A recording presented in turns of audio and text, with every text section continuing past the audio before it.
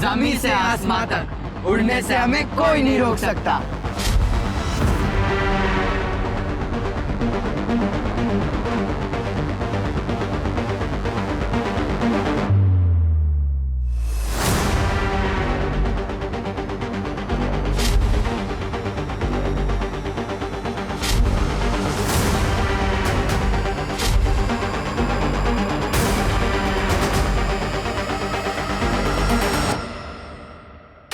अरे बेटा क्या हुआ आपको? आपको हॉस्पिटल लेके चलूं क्या? नहीं अंकल, वो खाया नहीं था ना इसलिए चक्कर आ गया। ठीक हो ना अभी? हाँ थैंक यू।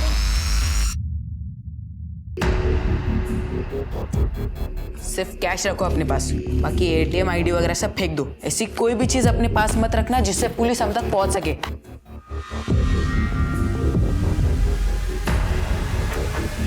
अबे आज तो बहुत माल हाथ लगा है। तेरे स्कूल की फीस का जुगाड़ हो गया। सिर्फ मेरे स्कूल की फीस की नहीं, तुम्हारे खर्चे का भी जुगाड़ हो चुका है। वो बात तो है।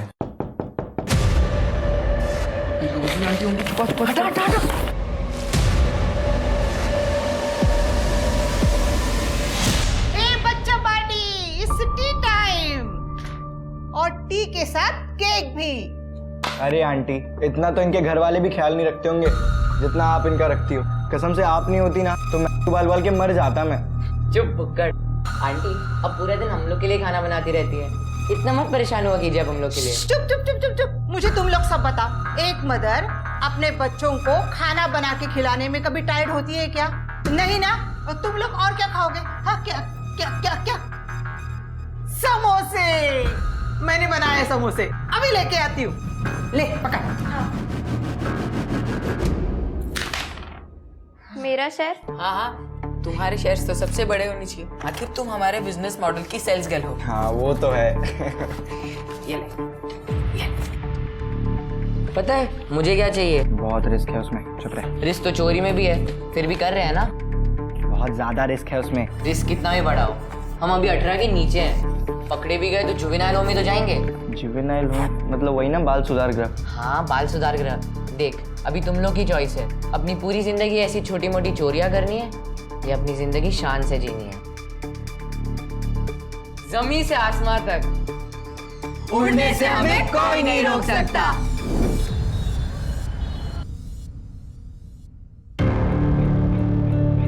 बाय।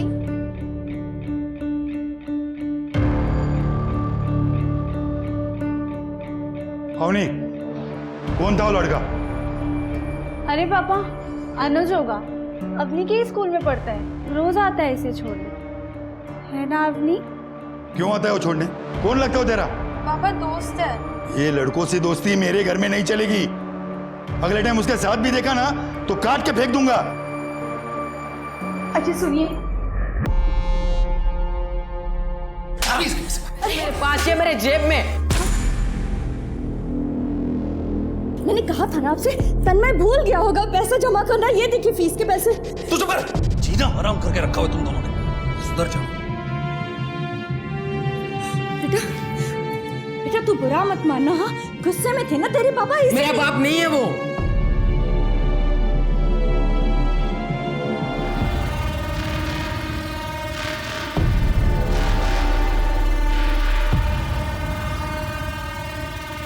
जितने भी टीवी शोज है, फिल्म है, सब में यही दिखाते हैं कि अगर मोबाइल ना हो तो पुलिस किसी को पकड़ पाएगी। और हम इसी मोबाइल के हेल्प से ऐसा प्लान बनाएंगे कि पुलिस हमें जेल क्या, बाल सुधार गृह भी नहीं भेज पाएगी। वो सब तो ठीक है, पर प्लान क्या है? प्लान का स्टेप 1, हमारे दोस्ती के बारे में सिर्फ उतना ही पता होना चाहिए जितना हम उन्हें बताना चाहें। इसलिए आज से एक दूसरे को सिर्फ 1-2 रेगुलर कॉल्स ही करने हैं, बाकी इंटरनेट कॉल्स करने हैं, क्योंकि उसे ट्रैक कर पाना मुश्किल होता है। तो इंटरनेट कॉल्स ही कर लेते हैं ना, नॉर्मल कॉल्स की जरूरत क्या है? नहीं, अगर रेगुलर कॉल्स करना एकदम ही बंद कर दिया तो पुलिस को शक हो सकता है। तो प्लान ये है,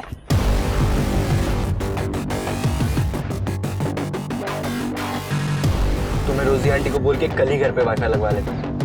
और मैं बाकी सामान का इंतजाम कर लूंगा। और मैं बाकी सबको मॉनिटर करूंगी। जमीन से आसमां तक उड़ने से हमें कोई नहीं रोक सकता।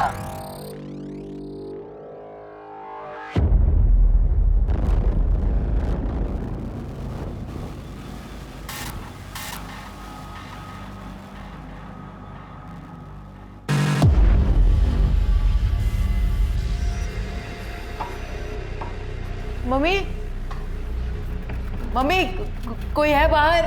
प्लीज दरवाजा खोलो। मम्मी कोई है बाहर? प्लीज प्लीज दरवाजा खोलिए। क्या हुआ तन्मय? आंटी आंटी प्लीज दरवाजा खोलिए ना आंटी प्लीज।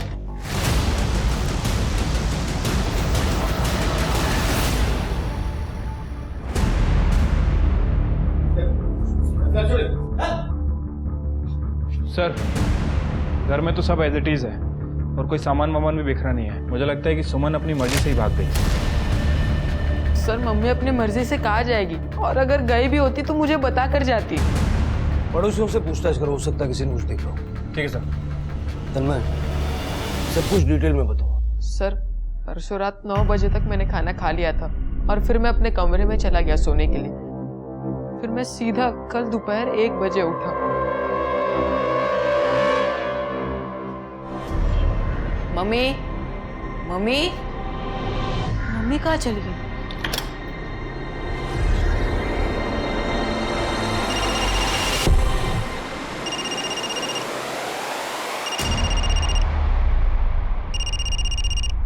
मम्मी शायद से फोन भूल गई।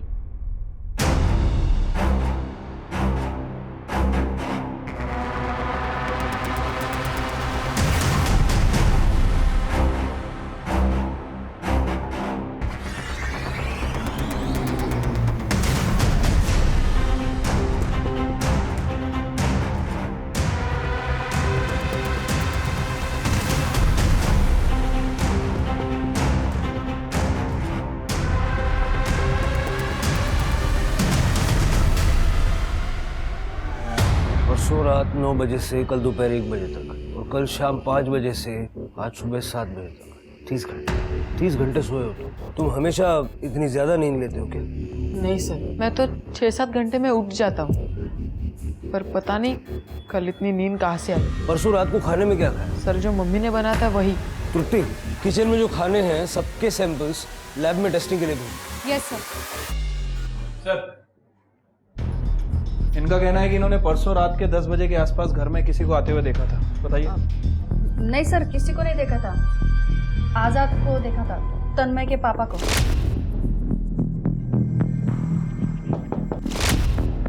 आजाद अंकल मेरे पापा नहीं है। मेरे पापा तो 9 साल पहले ही गुजर गए थे और उनके जाने के बाद मम्मी ने दूसरी शादी आजाद अंकल के साथ कर ली। अभी कहाँ होंगे ये आजाद अंकल?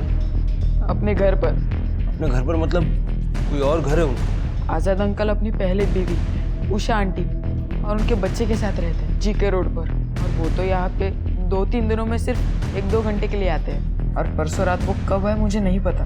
मैंने उनको कॉल करने की कोशिश की थी पर उनका फोन बंद आ रहा था। देखिए उषा जी, सिर्फ आपका पति आजाद ही नहीं बल्कि सुमन भी पिछले 2 दिन से गायब है। हाँ तो मैं क्या करूं? आजाद ने मुझे और मेरे बच्चों को धोखा दिया है उस सुमन से शादी करके, और आप ऐसे उम्मीद कर रहे हैं कि मैं उन दोनों के लिए रहूं? जाइए आप यहाँ से, आजाद नहीं है यहाँ पे। देखिए आपके पति ने आपके रहते हुए सुमन से दूसरी शादी की है। आपने अभी तक उसकी पुलिस कंप्लेंट नहीं की, क्यों? कानून तोड़ा था ना उसने, अब आपको पता भी चल गया, तो जाइए कीजिए उसके ऊपर कार्रवाई, दिलाइए उसे सजा। जब बुलाएंगे तब आ जाऊंगी उसके खिलाफ गवाही देने। प्लीज आप अभी जाइए यहाँ से।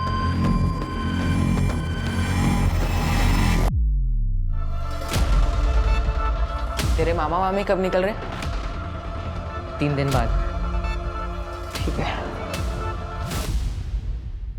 सर, किचन के रखे खाने में तो कुछ भी नहीं मिला, लेकिन फ्रिज में रखी मिठाई में हेवी डोज मिली है नींद की दवाई का। और सर पड़ोसियों का भी कहना है कि फैमिली में काफी लड़ाई झगड़े होते थे। आजाद का अपनी बीवी सुमन के साथ बिल्कुल नहीं पटता था। आजाद काफी हॉट हेडेड था। सर सिर्फ सुमन ही नहीं, आजाद की अपनी दूसरी बीवी उषा के साथ भी बिल्कुल नहीं बनती थी। उषा ने आजाद के बारे में बात करने से भी मना कर दिया। और सर मैंने उसके कॉल रिकॉर्ड्स चेक किए हैं, उसका फोन रात के 3 बजे तक सुमन के घर पर ही एक्टिव था, और उसके बाद उसका फोन तकरीबन 5 बजे के आसपास हाईवे पे बंद हो गया। वैसे मैंने हाईवे पुलिस को अलर्ट कर दिया है, वो लोग उसकी कार को ट्रेस करने की कोशिश कर रहे हैं। तन्मय को थाने बुलाओ और जिस पॉइंट पे आजाद का फोन स्विच ऑफ हुआ था वहां जाके चेक करो। ठीक है सर।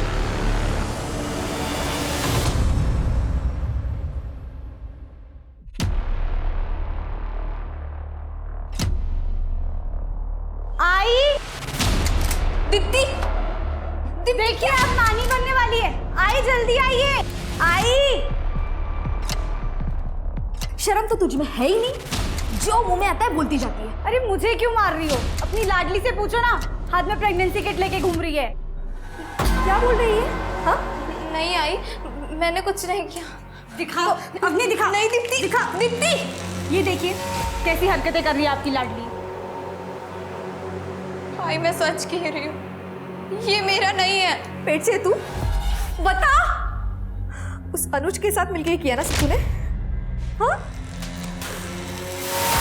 अरे तेरे पापा को पता चला ना तो तुम्हारे साथ हम सबको भी मार डालेंगे। मेरे खानदान का नाम बर्बाद कर दिया इस लड़की ने। अरे आई आप टेंशन मत लो, और प्लीज बाबा को कुछ मत बोलना, मैं कुछ ना कुछ करती हूँ।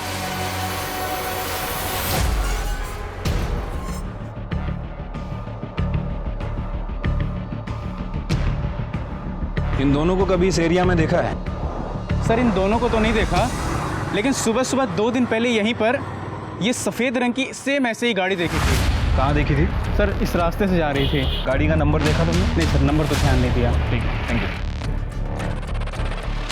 तृप्ति, कुछ बताया उन लोगों ने? इसका कहना था कि इसने 2 दिन पहले यहाँ पे एक कार को देखा था, और मार्केट जाने का केवल एक यही रास्ता है। एक काम करो, वहाँ दुकानों का CCTV फुटेज चेक करो, शायद किसी फुटेज में आज़ाद की कार जरूर कैप्चर हुई होगी। हाँ सर, वो मिठाई आज़ाद अंकल ही लाए थे और वो मैंने खाई थी। तन्मय, उस मिठाई में नींद की दवा मिलाई गई थी ताकि तुम गहरी नींद सो जाओ। इसके 2 ही मतलब हो सकते, या तो तुम्हारी मम्मी अपनी मर्जी से आज़ाद अंकल के साथ कहीं चली गई है, या फिर आज़ाद अंकल ने उनको किडनैप कर लिया। अगर तुम ऐसा कुछ भी जानते हो जो तुम हमें नहीं बता रहे हो तो यही वक्त है बता दो, क्योंकि जितना जल्दी तुम सच बताओगे उतना जल्दी हम तुम्हारी मम्मी को ढूंढ पाएंगे।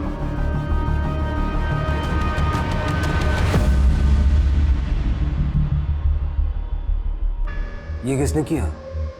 आज़ाद अंकल मुझे बहुत मारते थे सर, कहीं इसीलिए आज़ाद अंकल ने मेरे मम्मी के साथ कुछ कर तो नहीं दिया ना? तन्मय, तुम घर जाओ, जैसे कुछ पता चलेगा हम तुम्हें बताएंगे। और चिंता मत करना, तुम्हारी मम्मी को हम ढूंढ निकालेंगे। जाओ, संभाल के जाना।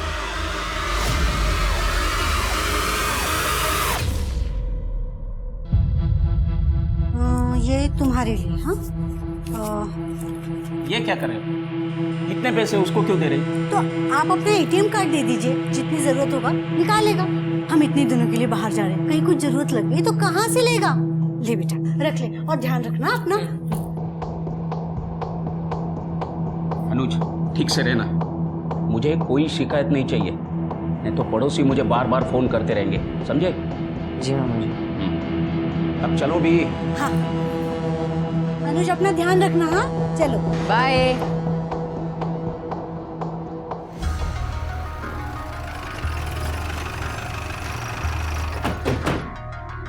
रोजी आंटी ने तुम लोग को निकलते तो नहीं देखा रूम से? नहीं नहीं, ये वक्त उनके सोने का है, और उनके हिसाब से हम लोग अभी मेरे रूम में। हमारे फ़ोन भी वही पड़े हैं। अवनी, तू रूम पर पहुंचेगी तो मेरा और ऋषि का फ़ोन मिलेगा तुम्हें, मगर रोजी आंटी का जगने से पहले तुम्हें वहाँ पे पहुंचना पड़ेगा। ओके। अनुज, तुम अपना सेलफोन ऑफ मत होने देना, सब अपनी अपनी घड़ियाँ मिला लो। अब एग्जैक्ट 1 बज रहे, 1 सेकंड भी ऊपर नीचे नहीं होना चाहिए। परफेक्ट 2 बजे तू मेरे फ़ोन पर कॉल करेगा अवनी को। और अवनी, फ़ोन उठाकर एटलीस्ट 20 सेकंड तक मुझसे बात करना। हेलो अवनी, हाँ इधर सब ठीक है, तुम लोग उधर पहुँच गए? हाँ, तुम्हारे फ़ोन आने के 1 घंटे बाद, यानी कि 3 बजे मैं ऋषि के फ़ोन से तुम्हें वापस फ़ोन करूँगी रोजी आंटी के घर आने के लिए। हेलो, मैं बस निकल रहा हूँ, और मैं एग्जैक्ट 3:30 बजे यहाँ से निकलकर 4 बजे तक रोजी आंटी के घर पहुँच जाऊँगा। तब तक रोजी आंटी उठ भी चुकी होंगी और वो मुझे रूम में आते हुए देख भी लेंगी। रोजी आंटी, आपके हाथ की चाय पीने की तलब लगी है। तो रूम में जा, मैं लेके आती हूँ। ठीक है।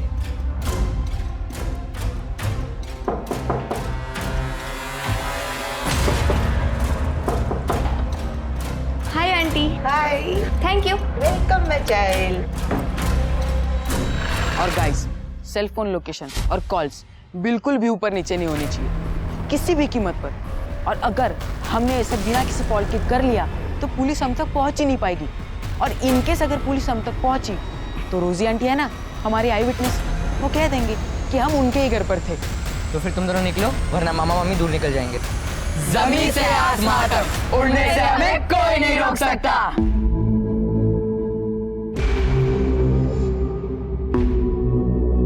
ये वो रहे मामा मम्मी की गाड़ी। पर गाड़ी अब मत रुकना, पटवाड़ी आने तो फिर रोकते।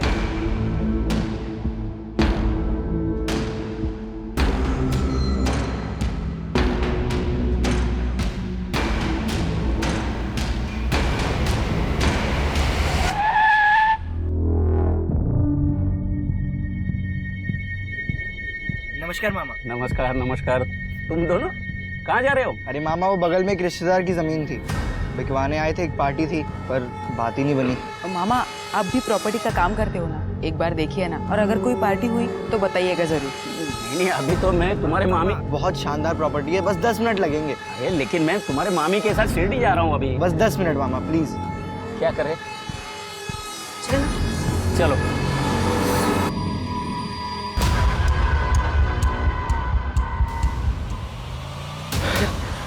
नमक और सामान लेके आ सकते।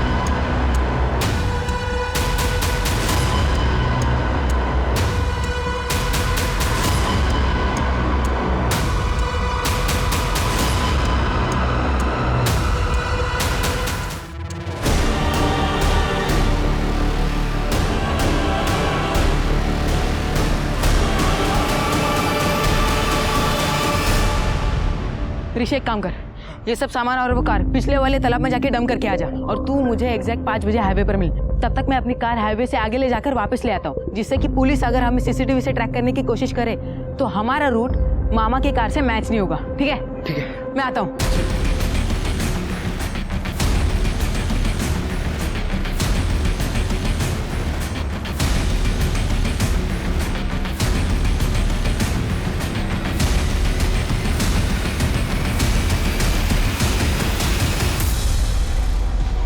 एक प्रॉब्लम हो गई, मामा की कार नहीं डंप हो पाई। मैं गया था, वहाँ पे कुछ लेबर्स आ गए, अगर मैं तब जाता तो वो पहचान लेते यार। यार ये तो इशू हो गया यार। तो क्या करना है, चलना है वापस? अब 5 बजे, अगर इस वक्त कार को डंप करने के चक्कर में पड़ गए ना तो फिर तेरे रूम पर टाइम से नहीं पहुंच पाएंगे, और ये रिस्क हम नहीं ले सकते।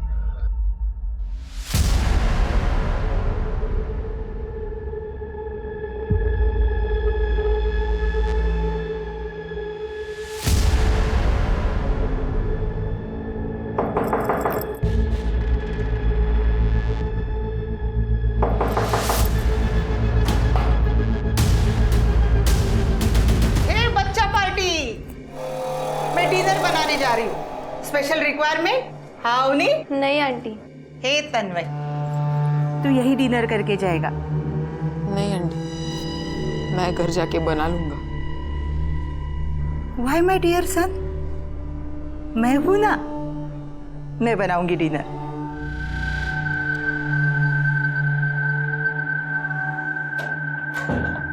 सब कॉल वॉल तो हमने कर लिया, पर तुम लोग गाड़ी नहीं डंप कर पाए। प्रॉब्लम में फंस गए। प्रॉब्लम में तब फंसेंगे जब हम पुलिस से भागने की कोशिश करेंगे, और हम भागेंगे ही नहीं बल्कि पुलिस को भगाएंगे।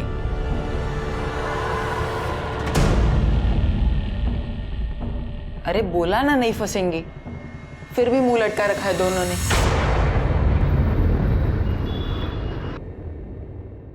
जी वो मुझे पता करना था कि यहाँ पे। अरे मैडम क्या पता करना है, जल्दी बोलो ना, सारा दिन थोड़ी ना मेरे पास और भी काम होते हैं मुझे। जी वो यहाँ पर अबॉर्शन होता है क्या? सर रात होने की वजह से फुटेज साफ नहीं है, लेकिन इसमें आज़ाद की कार कैप्चर जरूर हुई है। ये देखिए। शिल्के, मार्केट से जाते हुए गाड़ी में 2 लोग, एक आदमी और एक औरत, लेकिन वापसी में पैसेंजर सीट खाली है। मतलब आजाद सुमन को डंप करने वहां गया। सर तन्मय आया है। सर मेरे मम्मी का कुछ पता चला? 5 दिन हुए उन्हें गए हुए। तन्मय, तुम्हारी मम्मी को ही ढूंढ रहे हैं हम। चिंता मत करो, घर जाओ, ठीक है?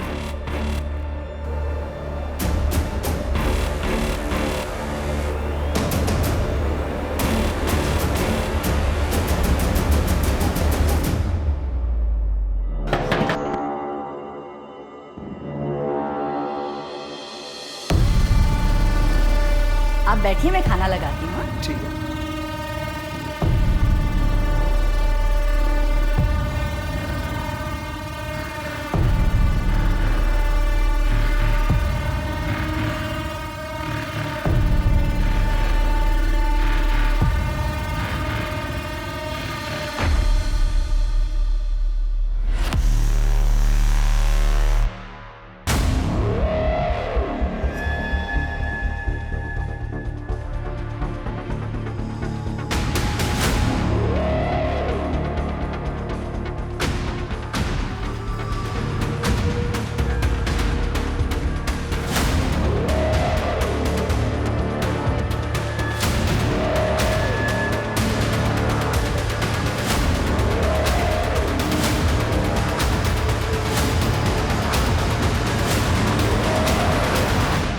सोचिए, ये बच्चे अभी 18 साल के भी नहीं हुए थे, मगर उन्होंने एक बेहद शातिर योजना बनाकर अपने ही परिवार के 4 सदस्यों की हत्याएं कर दी थी। एक ऐसी योजना जिसमें उन्होंने वर्तमान में ही पुलिस के द्वारा भविष्य में उठाए जा सकने वाले हर संभावित कदम का ख्याल रखकर एक परफेक्ट क्राइम को अंजाम देने की कोशिश की थी। लेकिन जैसा कि कहते हैं, कोई भी क्राइम परफेक्ट नहीं होता है, वैसे ही केशव और मालती के परफेक्ट मर्डर में एक इम्परफेक्शन रह गया था।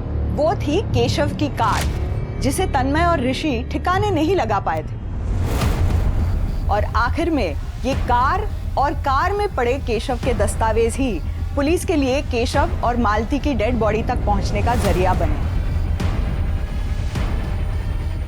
इगतपुरी पुलिस को इन्फॉर्म कर दो। मम्मी,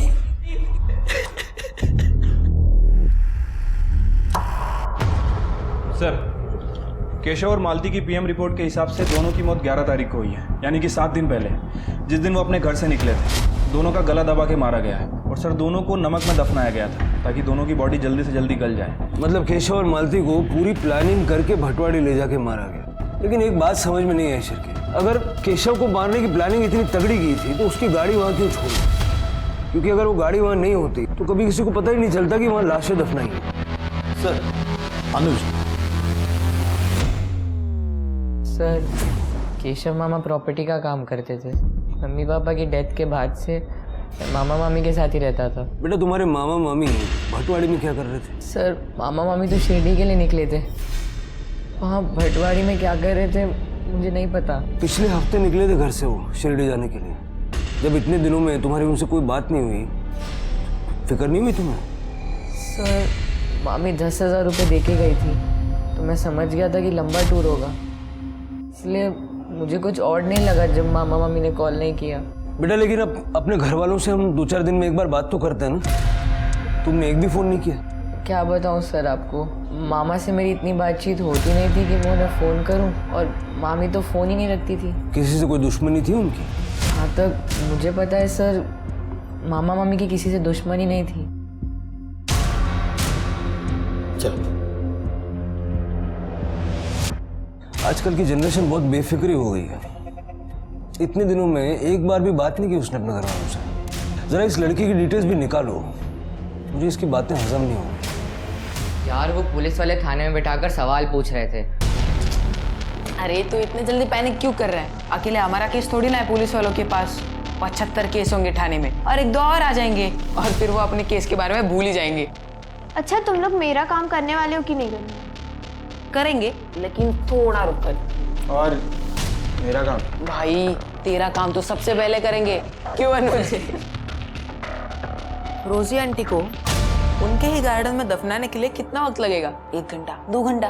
देख, दफनाने को तो 20 मिनट में दफना देंगे, मगर ऋषि तू सोच ले, घटिया ही सही लेकिन टाइम टू टाइम चाय तो पिलाती है। अरे और केक भी खिलाती है।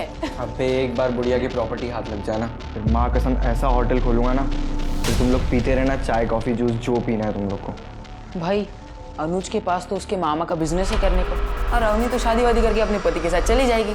बच्चा मैं, मेरे पास तो कुछ है ही नहीं करने को। ए ऋषि, तू मुझे अपना पार्टनर बनाएगा क्या अपने होटल पर? दोनों भाई मिलकर काम करेंगे। अरे वो सब तो ठीक है, लेकिन ये अपनी कहीं शादी के बाद अपने पति को बोल ना दे, सालों बाद भी डाल देते पुलिस वाले जेल में।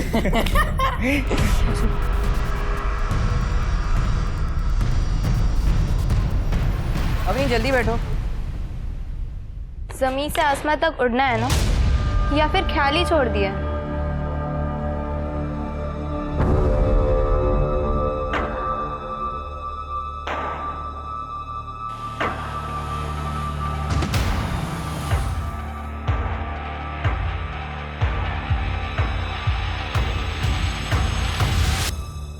Are you sure? Yes sir. On 13 August Anuj was here. उसका दोस्त ऋषि मेरे पास रेंट पे रहता है, वो उससे ही मिलने आया था। आपके हाथ की चाय पीने की तलब लगी है। तो रूम में जा, मैं लेके आती हूँ। ठीक है सर, केशव और मालती के मर्डर वाले दिन अनुज यहाँ शिवाजी नगर में अपने दोस्त ऋषि के घर था। ऋषि के मकान मालिक ने कंफर्म किया है सर। ठीक सर, एक लड़की की लाश मिली है।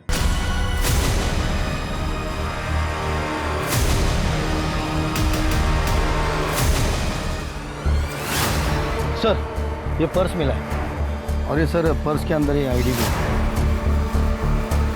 दीप्ति खराड़े। सर, इसको रिपीटेडली स्टैप किया गया है। अभी तक इसकी बॉडी भी स्टिफ नहीं हुई है। ज़्यादा टाइम नहीं हुआ है इसकी डेथ को। और सर, सेक्सुअल असॉल्ट के कोई साइंस नहीं है। पोस्टमार्टम के लिए भेज के फैमिली को इन्फॉर्म कर दो। सर, दीप्ति मेरी बच्ची।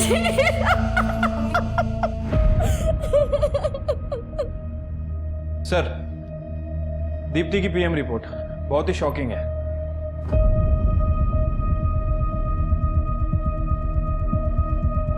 मिस्टर विश्वास, आप चाहे कुछ भी कहें, लेकिन हमारे पास दीप्ति की पोस्टमार्टम रिपोर्ट आई है और उसमें ये लिखा हुआ है कि 10 दिन पहले दीप्ति ने अबॉर्शन करवाया था। आप बता सकते हैं कि उसके होने वाले बच्चे का पिता कौन होगा? अवनी, तुम जानती हो इस बारे में? मैं दीप्ति के प्रेगनेंसी के बारे में तो कुछ नहीं जानती, मगर उसके कॉलेज में एक लड़का था, रजत। वो शायद उसका बॉयफ्रेंड था।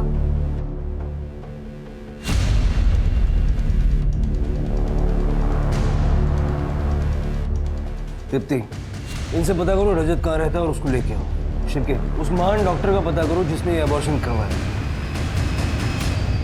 मैंने नहीं मारा दीप्ति को। मारना भी होता तो तुम लोग से छुपाती क्यों मैं, और इस तरह क्यों मारती ताकि पुलिस को उसकी लाश 2 घंटे में मिल जाए। तुमने नहीं मारा तो किसने मारा उसे? हाँ, किसने मारा? मैंने मारा दीप्ति को। क्यों?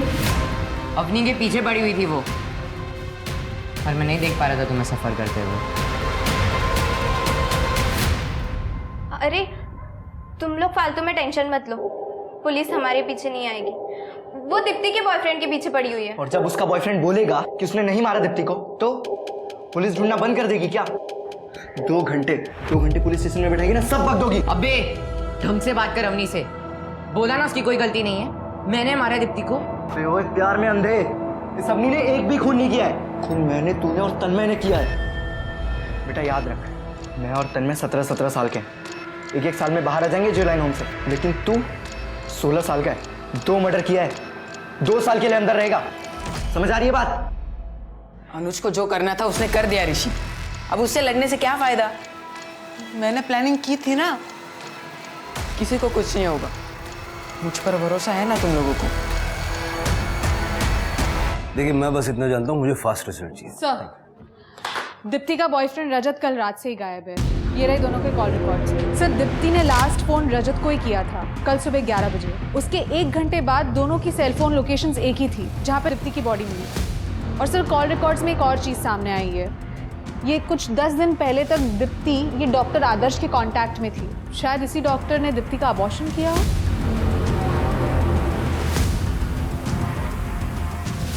इन्हें तो जानते ही है ना। शिरके, डॉक्टर साहब पे कार्रवाई की तैयारी करो। और डॉक्टर साहब, आप जेल जाने की तैयारी कीजिए। नाबालिग लड़कियों के अबॉर्शन के जुर्म में अपना क्लिनिक, प्रैक्टिस, ये सब भूल जाइए आप। अरे सर, मुझे कैसे पता चलेगा कि ये बालिग है या नाबालिग है? सर, ये लड़की इस लड़के को लेकर आई थी मेरे क्लिनिक पर सर, और सर्टिफिकेट के साथ आई थी सर। दीप्ति, तुम बालिग हो ना? सर, ये कैसा सवाल है? ये है ना दीप्ति के सर्टिफिकेट। और सर, ये मैरिज सर्टिफिकेट। सर, सर्टिफिकेट तो मेरे क्लिनिक पर है। अब मेरे पास फोटो है सर, ये आप देख लीजिए सर। मैंने कुछ नहीं किया सर, जो भी कुछ किया इन दोनों ने मिलकर फ्रॉड किया सर। शिरके, अगर रजत फर्जी सर्टिफिकेट बनवा सकता है तो दीप्ति से छुटकारा पाने के लिए कुछ भी कर सकता है। जल्द से जल्द इस रजत को ढूंढो। ठीक है सर। हाँ तृप्ति, कहाँ पे? आनंद, गाड़ी उठन लो। सर, सुमन की सर्च में एरिया कॉम करते हुए डॉग स्क्वाड हमें यहाँ लेके आया। जमीन का ये हिस्सा देखिए सर, ऐसा लग रहा है यहाँ पे कुछ गाड़ा हुआ है। खुदवाओ इसको।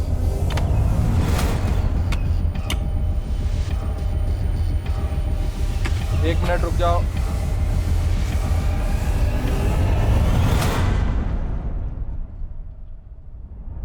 सर ये तो नमक है। जरा और खोदो।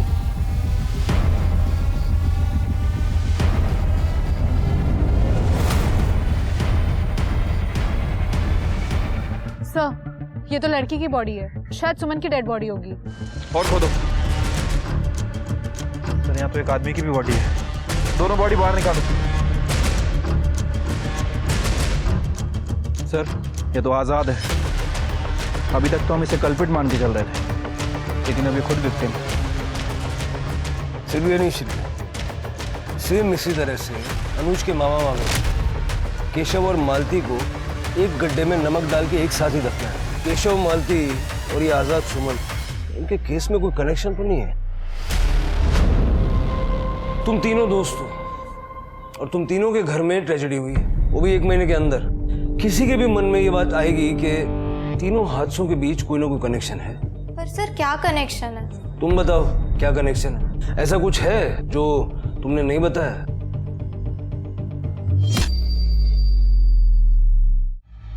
तन्मय और अनुज, क्या बात है? सर, अवनी की बहन दीप्ति के बारे में तो कुछ नहीं पता, लेकिन मम्मी ने कुछ पैसे इकट्ठे किए थे एक छोटी ज़मीन खरीदने के लिए, इसलिए मैंने उन्हें केशव मामा से मिलवाया था। हाँ सर, मामा आंटी की हेल्प कर रहे थे वो प्रॉपर्टी खरीदने में। लेकिन सर, मेरी बहन दीप्ति ना तो कभी तन्मय की मम्मी से और ना ही कभी अनुज के मामा मामी से मिली है, तो फिर उसका मर्डर किसने किया और क्यों किया?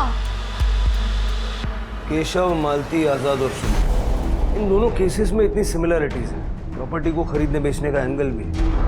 लेकिन दीप्ति का मर्डर एकदम अलग तरीके से किया गया और किलर ने दीप्ति की बॉडी को छुपाने की कोई कोशिश नहीं की। एक काम करो शिव, ये प्रॉपर्टी वाला एंगल क्या है जरा चेक करो। और रजत की कोई खबर नहीं है, वो कहाँ है? सर हम उसे ढूंढ रहे हैं, जल्दी हमारी गिरफ्त में होगा। दीप्ति की फैमिली को इन्वेस्टिगेट करो। एक पॉसिबिलिटी ये भी है कि उनको दीप्ति के इस चक्कर के बारे में पता चल गया होगा और उन्होंने ही दीप्ति को मार दिया। ठीक है सर। भाई देख, ओए, इससे पहले कि पुलिस हम तक पहुंचे, रोजी आंटी के लॉकर में जितने पैसे उन सबको लेके यहाँ से भाग जाते हैं, प्लीज। एक बार भागे ना तो जिंदगी भर भागते रह जाएंगे। अरे तू सही तो कह रही है अवनी, और वैसे भी हम लोग जुवेनाइल हैं, 18 साल से कम उम्र है हमारी, तो ना ही पुलिस हमें मार सकती है और ना ही हमें जेल में रख सकती है। Rest jail. सर मैंने केशव के ऑफिस में इंक्वायरी की। केशव सुमन को जमीन खरीदने में मदद कर रहा था और केशव ने सुमन को बहुत सारी प्रॉपर्टी दिखाई भी थी। कोई प्रॉपर्टी विवाद वगैरह में है क्या? नहीं सर, ऐसा तो कुछ सामने नहीं आया है। सर, मैंने इस केस से रिलेटेड सभी लोगों के कॉल रिकॉर्ड्स चेक किए, कुछ भी सस्पिशियस नहीं मिला। सुमन और आजाद के गायब होने वाली रात तन्मय की लोकेशन अपने घर की थी, जबकि अनुज और अवनी अपने घर में, और मालती और केशव के मर्डर वाले दिन तीनों अनुज, अवनी और तन्मय अपने दोस्त ऋषि के घर में थे, शिवाजी नगर में। और दीप्ति के मर्डर वाले दिन की लोकेशन? सर सबकी सेम ही है। इनफैक्ट मैंने दीप्ति के पेरेंट्स की भी लोकेशन चेक की। दीप्ति के फादर उसके ऑफिस में थे और माँ उसके घर पे थी। और सर इनके फ़ोन पे भी लगातार कॉल्स आ रहे थे, मतलब ये भी नहीं कह सकते कि इनमें से कोई भी अपना फ़ोन घर पे छोड़ के गया था। जब सब कुछ क्लियर है तो हमसे क्या छूट रहा है, खासकर दीप्ति के मर्डर केस में? दीप्ति को मारने का तरीका औरों से अलग क्यों?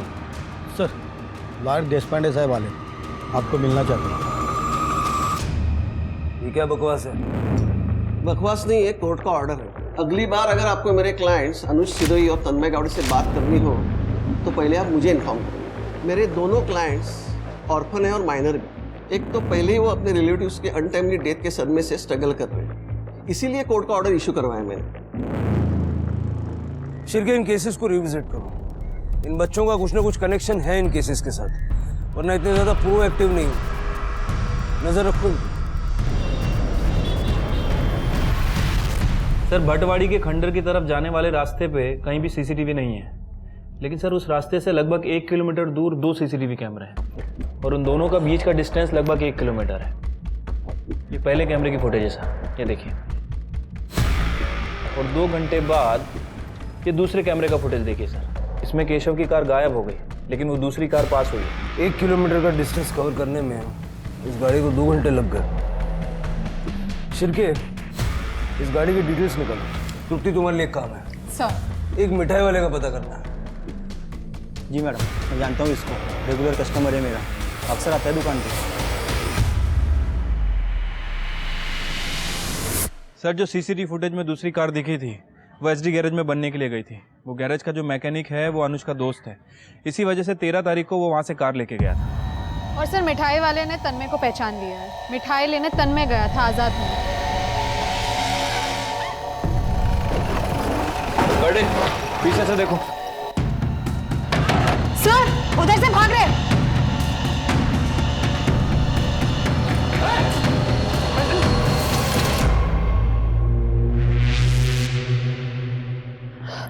आप ठीक तो है ना? मैं इन बच्चों को बहुत प्यार करती थी, फिर मुझे क्यों मारना चाहते थे? वो आपके पैसे लूट के आपको मारने वाले थे। क्या?